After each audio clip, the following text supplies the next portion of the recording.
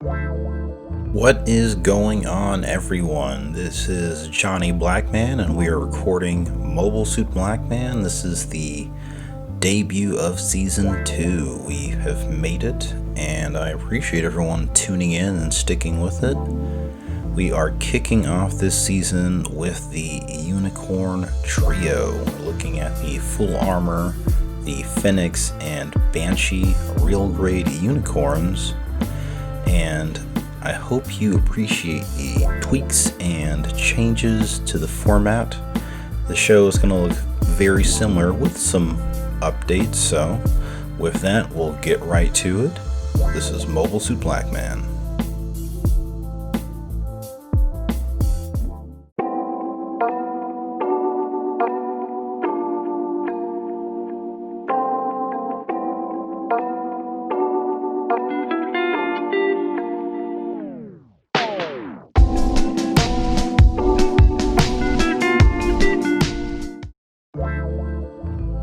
What to say about Mobile Suit Gundam Unicorn? Both the OAV and the Mobile Suit itself seem pretty divisive.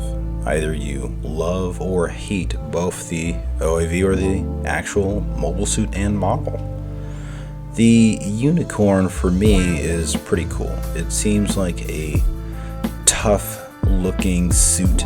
I like to think of it in terms of a Master Chief looking commando style, beefy and bulky mobile suit. And this is definitely a departure from a lot of traditional Universal Century or otherwise trends in mobile suits. The entire Unicorn Gundam suit is transforming. The transformation happens via sliding armor gimmicks all over the entire suit. Now, for some people that's a turn off, they could care less, and for others it really does make it. I think for me personally, it is a combination of the size. The unicorns are impressive and slightly taller than some other earlier Universal Century suits. They again have that imposing proportion and stand. So for me, this really does impress, whether it's the traditional, the white Banshee Lynx unicorn, the Phenex, or the Banshee. Looking at the full armor unicorn, it's very cool to see it loaded out with about 6 mobile suits worth of armament. You've got Gatling guns, bazookas, SMGs, etc. So having this all loaded up and able to be posed is a dream. I'm not familiar with the master grade or perfect grade version of the full armor, but the real grade does not disappoint in terms of getting this bad boy kitted up and set for battle.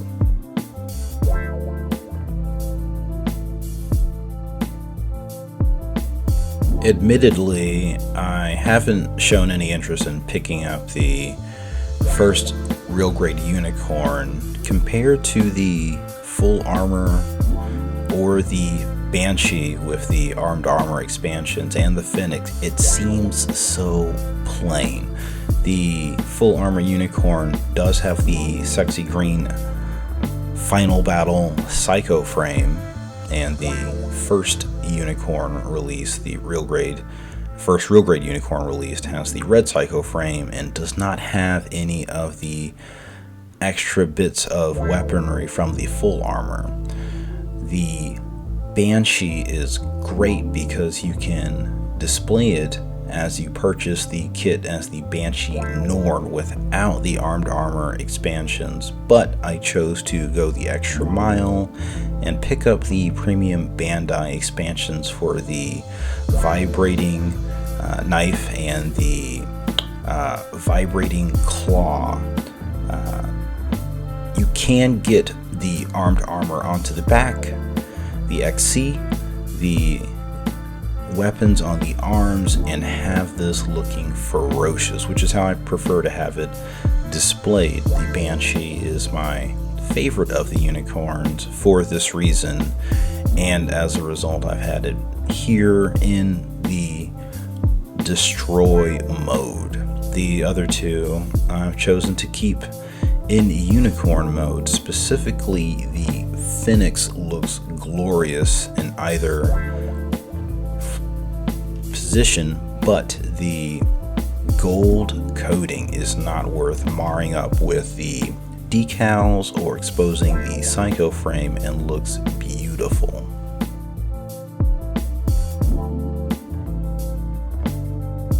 For all that I am going on about the Unicorn Gundams, the OAV itself has a number of very cool mobile suits, including the Kshatriya and the Shinanju and Neo Zeong. All of those are highly coveted and very cool. We also get the Ekoas, Jestas, and so on, which again are very cool in whatever grade you can find them in. So definitely check out the OAV for its lesson in Universal Century history that it thrusts back at you years later. It's constantly going on about what happened during the 1 Year War and Char's Rebellion, and is an eye-opener for understanding how maybe the producers feel about all of the lore they have created up until this point. A lot of effort went into the OAV. It is done with CG sections for the mobile suit transformation specifically, and to get all of the angles and shape of the mobile suits just right, I appreciate it. The Unicorn has so many sharp angles that would look awkward hand-drawn, and without the perfection of the CGI, it may not convey just quite what the design initiatives were for these mobile suits. In a nutshell, like or hate Unicorn, I think you can definitely ask someone to kick rocks if they can't appreciate some of what the mobile suits, the OAV, or the designs bring to the table. Looking at this Phenex, I will say it was a struggle bus to arrive from Japan during the early onset of the pandemic, but it did get here months after the release. I'm very happy. It is well worth the added price of being a Premium Bandai kit. The high-grade version of the Phenex comes in several different flavors, but that is one of the benefits of the real grade, that in one kit you get the gold plating on the armor, you get the transformation gimmick without having to buy two kits, and you get a kit that can stand up to being posed in a number of different ways, dynamically or just simply, again, I've got mine arms stretched. The nub marks are very manageable.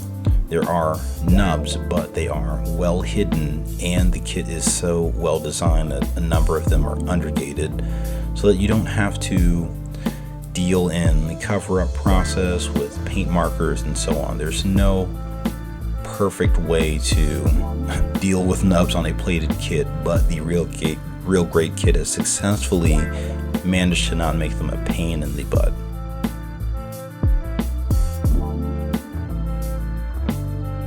In general, I think the Unicorn Gundams, as they are done in the Railroad line, are quite successful. There is one known issue with the shoulder joints, that they are incredibly tight, and you will snap the arms if you do not take your time to gently bend them into place. I recommend soaking the entire bit of the MS joint framework that is the arm into a cup of warm water for a few minutes before you attempt to bend and work with them for the first time. We are coming up on the end of the episode here, and again, thank you so much everyone for just really vibing with the vision of the show, and I love the comments. Keep them coming.